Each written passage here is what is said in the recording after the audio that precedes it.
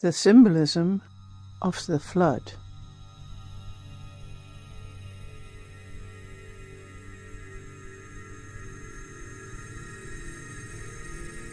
The flood is a symbol of major evolutionary change. It can describe physical change caused by a real flood. From Werewolf.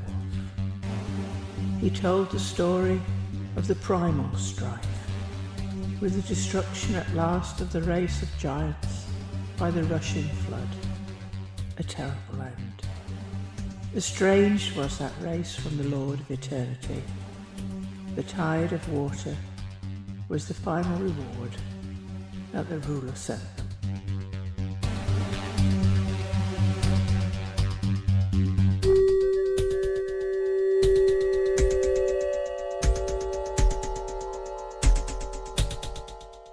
But it can also describe fundamental changes in ideas and beliefs. Plato, Timaeus. Just when you and other nations are beginning to be provided with letters and the other requisites of civilized life, after the usual interval, the stream from heaven like a pestilence comes pouring down and leaves only those of you who are destitute of letters and education. And so you have to begin all over again, like children, and know nothing of what happened in ancient times.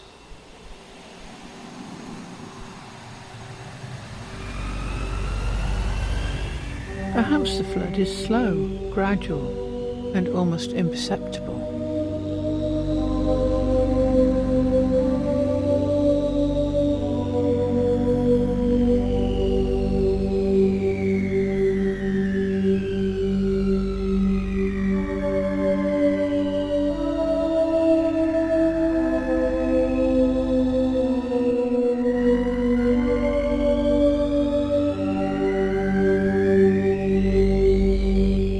Perhaps it is sudden and violent.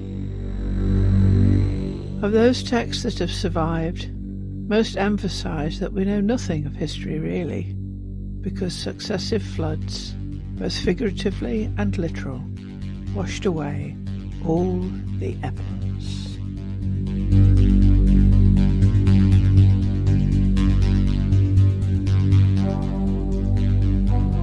Plato, Timaeus.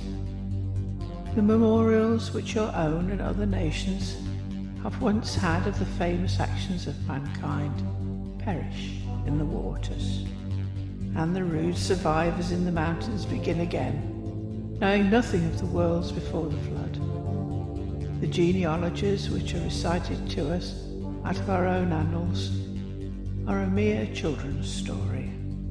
For in the first place, you remember one deluge only, and there were many of them, and you know nothing of that fairest and noblest race, of which you are a seed or remnant.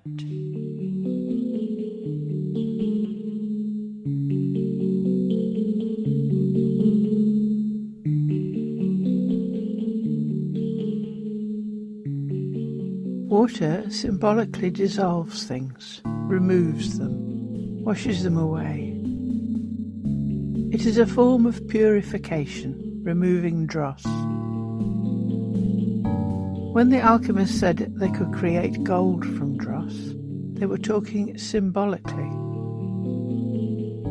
Wash away the worthless rubbish in a person's mind, or even a town, city or country's systems of governance, and you may well find gold, good ideas, surface.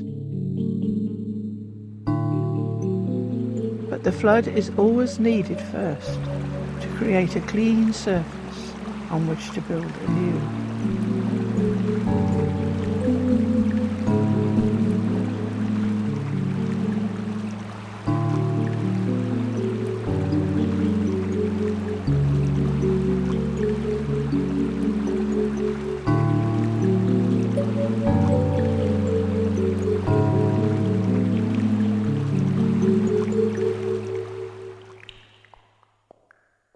And a symbolic ark is a good way to preserve the good until the bad has been washed away. From the Eridu Genesis, Sumeria, about 3100 BC. At the time that Zayasudra was king, he made a wall to pray in front of.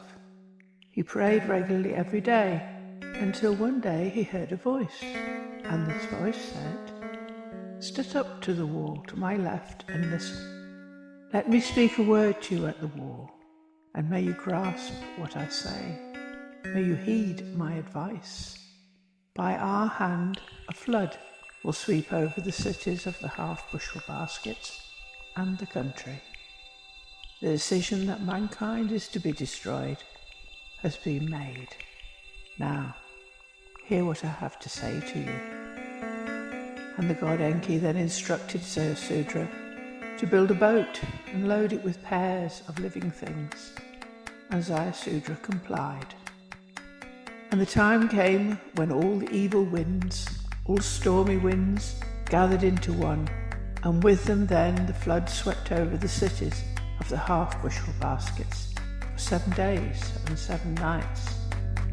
But after the flood had swept over the country, after the evil wind had tossed the big boat about on the green waters, the sun came out, spreading light over heaven and earth. Another, far more catastrophic way of removing rubbish is by symbolic fire, or actual fire. But that is then known as purgatory.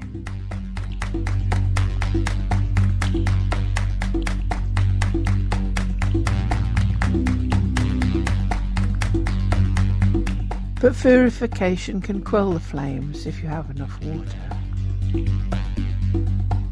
From Asclepius, Hermes Trismegistus.